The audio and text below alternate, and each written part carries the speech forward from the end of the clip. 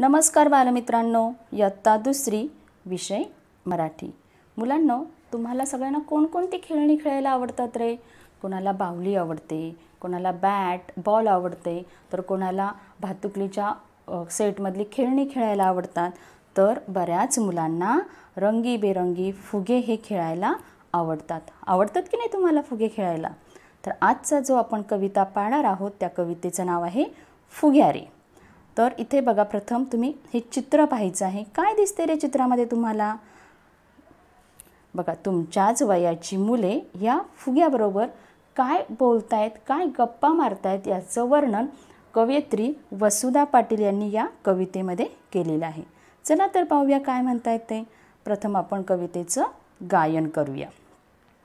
फुग्या फुग्या फुगशील किती, आभाळी उंच जाशील किती, पक्ष्यांशी गोष्टी करशील किती, वाऱ्याशी झुंज घेशील किती, ढगांना पार करणार का, ताऱ्यांशी खो खो खेळणार का, गेलास जर का उंचच फार, चंद्राच्या घरी मुक्काम मार, चंद्राच्या घरी मुक्काम मार, जोडून दे टेलिफोनची तार, रोजच रात्री गप्पांचा वार, मी म्हणेन हॅलाव हॅलाव, मी म्हणेन हॅलाव हॅलाव, तिथून उत्तर काय हो राव, खरंच ना पण तू वर जाणार, खरंच ना पण तू वर जाणार, किमधल्यामध्ये फट्ट म्हणणार, किमधल्यामध्ये फट्ट म्हणणार। कवयित्री आहेत वसुधा पाटील। बघा, प्रथम आपण एक एक ओळींचा कडव्यांचा अर्थ हा समजावून घेऊया। फुग्या फुग्या फुगशील किती, आभाळी उंच जाशील किती। बघा, ही जी मुलं आहेत ही मुलं फुग्याबरोबर बोलतायत। ते काय म्हणतात? अरे फुग्या, किती तू फुगशील आणि किती उंच आभाळामध्ये किंवा आकाशामध्ये किती उंच उंच तू जाणार आहेस, पक्ष्यांशी गोष्टी करशील किती, वाऱ्याशी झुंज घेशील किती।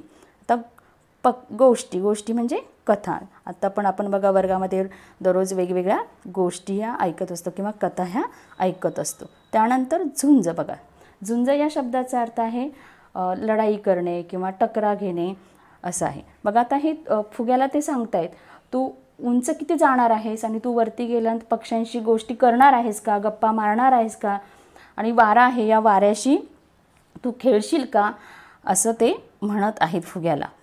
पुढे पाहूया। ढगांना पार करणार का, ताऱ्यांशी खो खो खेळणार का। तर तू वरती गेल्यानंतर जे ढग आहेत ह्या ढगांबरोबर खेळणार आहेस का, ढगांच्या पुढे निघून जाणार आहेस का, आणि जे तारे आहेत या ताऱ्यांशी खो खो हा खेळ खेळणार का, असे ते विचारत आहे। गेलास जर का उंचच फार, चंद्राच्या घरी मुक्काम मार। फुग्या, तू खूप खूप उंच गेलास तर काय कर, तू चंद्राच्या घरी राहा। मुक्काम मार म्हणजे काय, त्याच्या घरी तू राहा। जसे बघा आपल्या घरी पाहुणे येतात तर पाहुणे सांगतात आम्ही तुमच्या घरी मुक्कामाला येणार आहोत, तसंच काही सांगताय तू चंद्राच्या घरी राहा, मुक्काम कर, असं ते सांगत आहेत। जोडून दे टेलिफोनची तार, रोजच रात्री गप्पांचा वार। तिथे गेल्यानंतर मुक्कामी राहिल्यानंतर तू काय कर, आम्हाला टेलिफोनची तार ही जोडून दे, म्हणजे फोन आम्हाला हा लावून दे, आणि मग आम्ही काय करू, रोज रात्री आम्ही गप्पा मारू। आता वार म्हणजे दिवस, रोज रात्री आम्ही चंद्राबरोबर गप्पा मारू, त्याला वेगवेगळ्या गमती जमती ह्या विचारू। मी म्हणेन हॅलाव हॅलाव, तिथून उत्तर काय हो राव। मग आम्ही खालून काय म्हणणार आहोत, तर हॅलो हॅलो असं म्हणणार आहोत। जसं आपण कोणाला फोन केला की आपण काय म्हणतो, हॅलो असं बोलत असतो, आम्ही तसं हॅलो हॅलो बोलू, आणि तू काय कर, तिथून उत्तर दे की काय हो राव, कसे आहात, म्हणजे तू आम्हाला विचार तुम्ही कसे आहात मुलांनो। तू वर जाणार की मधल्यामध्ये फट्ट म्हणणार, पण तू खरेच वर जाणार ना, की मध्येच अडकणार आणि मध्येच काय होणार आहे, फट्ट होणार। फट्ट म्हणजे बघा, जेव्हा फुगा फुटतो, फुगा फुटल्यानंतर त्याचा आवाज कसा होतो, फट असा आवाज होतो, म्हणजे तू आम्हाला फसवणार नाही ना, नाहीतर काय करशील, मधल्यामध्येच तू फुटशील, असे ती मुलं त्या फुग्याला म्हणत आहेत। बघा, असं छानसं या मुलांनी या फुग्याबरोबर गप्पा ह्या मारलेल्या आहेत। कविता समजली सगळ्यांना? तुम्ही ही कविता पाठ करायची आहे आणि त्याचे जे शब्दार्थ आहेत त्यांचं मी तुम्हाला त्याचा फोटो पाठवेल, त्याचं लेखनसुद्धा तुम्ही करायचं आहे। आता या कवितेवर आधारित जे वर्गकार्य आहे ते आपण सोडूया। बघा वर्गकार्य, कोण ते लिही. आभाळी उंच जाणारा, कोण गेलेला आहे उंच आभाळामध्ये, तर फुगा हा उंच आभाळामध्ये गेलेला आहे. दुसरं पहा, पक्ष्यांशी गोष्टी करणारा. तर वरती गेल्यानंतर पक्ष्यांशी, वरती कोण गेलेला असतो, फुगा, मग तो कोणाशी गप्पा गोष्टी कथा सांगणार असतो त्यांना, तर पक्ष्यांना कोण सांगणार असतो, फुगा. याचं सुद्धा उत्तर काय आहे, फुगा असं आहे. पुढचं पाहिजे, वाऱ्याशी झुंज घेणारा. वाऱ्याशी झुंज कोण घेणार होता, फुगा हा घेणार होता. झुंज घेणार होता म्हणजे काय, कारण त्याच्याशी लढाई करणार होता, त्याच्याशी टकरा हा घेणार होता. पुढचा आहे ताऱ्यांशी खो खो खेळणारा. ताऱ्यांशी कोण खो खो खेळणार होतं, मुलांनी कोणाला खो खो खेळायला सांगितला होता, या फुग्याला खो खो खेळायला सांगितलेलं होतं. म्हणजे बघा हे जे चारी आहेत या चारींचं उत्तर काय आहे, फुगा असं आहे. पुढचा प्रश्न, सांग आणि पाटीवर लिही.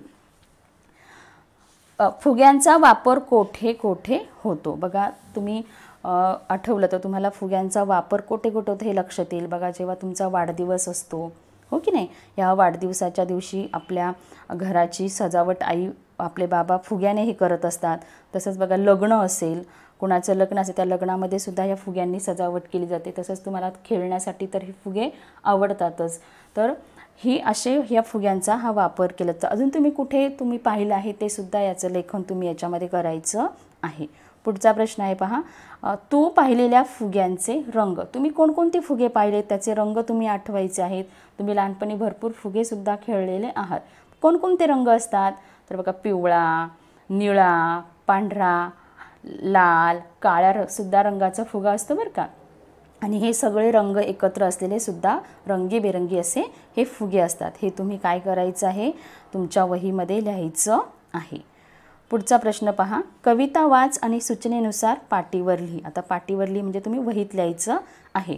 पहिला आहे बघा, कवितेतील प्रश्नचिन्ह असलेल्या ओळी वाच आणि लिही. आपण ज्या कविता पाहिली या कवितेमध्ये प्रश्नचिन्ह असलेल्या ओळी आहेत त्या वाचायच्या आहेत मोठ्याने आणि काय करायच्या आहेत, वहीमध्ये लिहायच्या आहेत. बघा आपण पाहूया कोणकोणत्या ओळी आहेत त्या. बघा इथे पाहायचं आहे प्रश्नचिन्ह असलेलं. इथे पहा, फुगशील किती, हे एक प्रश्नचिन्ह असलेले. अजून कोणती आहे, जाशील किती, त्यानंतर करशील किती, त्यानंतर करणार का, अशा ह्या ओळी आहेत. अजून पुढे पाहूया कोणत्या ओळी आहेत त्या. घेशील किती, खेळणार का, त्यानंतर पुढे काय हो राव. अजून कोणत्या ओळी आहेत ते पाहूया. तू वर जाणार, फट्ट म्हणणार. ह्या काय आहेत, प्रश्नचिन्ह असलेल्या ओळी आहेत. त्या तुम्ही त्याचं लेखन तुमच्या वहीमध्ये सुंदर वळणदार अक्षरामध्ये करायचं आहे. आता पुढचा त्याच्यातला पाहूया, कवितेतील जोडाक्षर असलेले शब्द वाच आणि लिही. जोडाक्षर असलेले शब्द आपल्याला काय करायचे आहेत, वाचायचे आहेत मोठ्याने आणि वहीमध्ये हे लिहायचे आहेत. चला पाहूया कोणकोणते आहेत जोड शब्द. बघा इथे पहिले जोड शब्द आहे फुग्या. इथे बघा हे फुग्या सेम आहे, 2 वेळा आलेला आहे. त्याच्या पुढचा कोणता जोड शब्द आहे, पक्ष्यांशी, गोष्टी, त्यानंतर वाऱ्याशी, त्याच्या पुढे कोणता आहे, ताऱ्यांशी, त्यानंतर कोणता आहे, चंद्राच्या, त्यानंतर कोणता आहे पाहूया. जोड शब्द पाहिजे आपल्याला.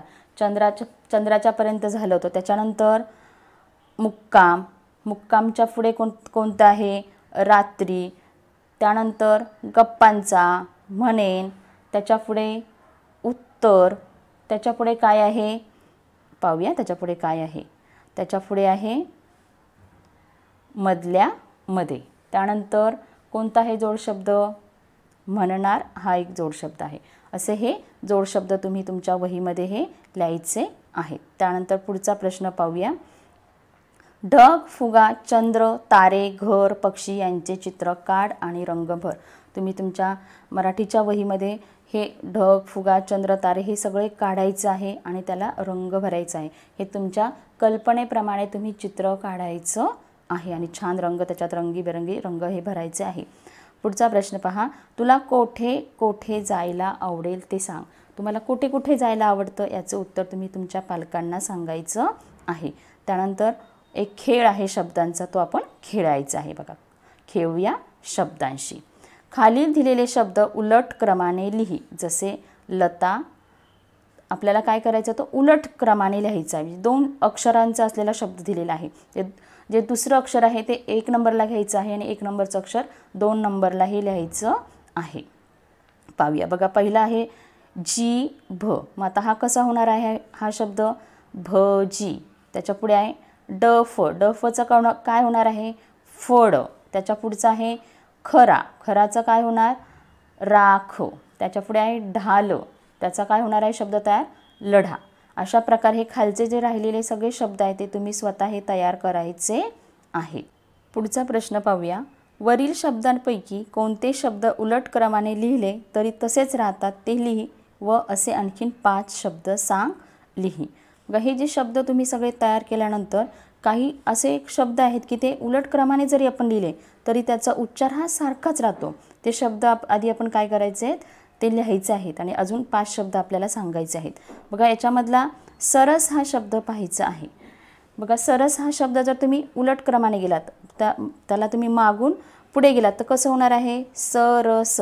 आणि पुढून मागे वाचा सरस. म्हणजे याचा उच्चार हा सेमच राहतो. जरी आपण पुढून मागे वाचलं काय, मागून पुढे वाचलं काय, यालाच काय उलट क्रम असं म्हणतात, तरी त्याचा उच्चार काय राहतो, हा सेम राहतो. त्यानंतर हा कडक हा शब्द पाहायचा आहे. बघा, याचं वाचन करा कडक, असं आपण पुढून वाचन केलेलं आहे पुढच्या बाजूने. आता मागच्या बाजूने किंवा उलट बाजूने करा कडक. म्हणजे दोन्ही बाजूने जर आपण वाचला तर याचा उच्चार काय राहतो, हा सेम राहतो, सारखाच हा राहतो. मग अजून असे शब्द आपल्याला शोधायचे आहेत. कोणते शब्द येणार आहे, बघा, बाबा. बाबा हा शब्द वाचा बरं सगळ्यांनी. आपण आता बाबा हा शब्द लिहिलेला आहे, त्याचं वाचन करा. बघा, पुढून वाचायचं आहे बाबा, आता मागच्या साईडने वाचायचं आहे बाबा. म्हणजे याचा उच्चार काय हा बदलत नाही. त्यानंतर बघा काका.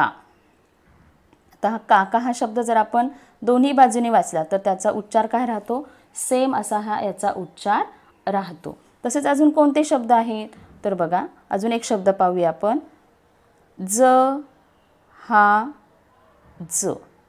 बघा, आता हा शब्द पुढच्या बाजूने वाचूया, ज हा ज.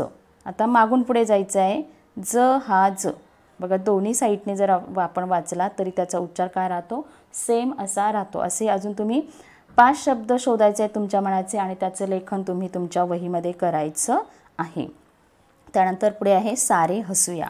हा जोक तुम्ही वाचायचा आहे, समजावून घ्यायचा आहे आणि तुम्ही तुमच्या पालकांना सांगायचा आहे. त्यानंतर पान नंबर आपण पुढे जाऊया, पान नंबर 68 वरती. बघा, इथे वाचन आहे. ह्या पाठाचं तुम्ही किंवा या पानावरचं जी माहिती दिलेली आहे त्याचं मोठ्याने वाचन करायचं आहे. याचं वाचन झाल्यानंतर तुम्ही पुढचं आहे पाठ वाच पाटीवर लिही. हे जे शब्द आहेत याचं मोठ्याने वाचन करा आणि हे तुम्ही सुंदर हस्ताक्षरात तुमच्या वहीमध्ये लिहायचे आहेत. हे सगळी जोड शब्द आहेत, त्याचं लेखन तुम्ही वहीमध्ये करायचं आहे. प्रथम आपण हे शब्द वाचूया. बघा, पहिला शब्द आहे हसऱ्या चेहऱ्याची, सर्वांना, मित्र मैत्रिणी, लगोऱ्या, क्रिकेट, माझ्यासाठी, थांबल्या, ट्रॅक्टर, पाहुण्यांना, गप्पा, अभ्यास, प्रश्न, गोष्टीचे, पुस्तक, म्हणाली, झाल्यावर, सर्वांची, सर्वजण. अशा प्रकारे हे शब्दांचं तुम्ही मोठ्याने 5 वेळा याचं वाचन करायचं आहे आणि न बघता तुम्ही तुमच्या वहीमध्ये लेखन करण्याचा प्रयत्न करायचा आहे. आणि हा जो सगळा स्वाध्याय वर्गकार्य आहे हे तुम्ही वहीमध्ये लिहून त्याचा फोटो सेंड करायचा आहे. धन्यवाद.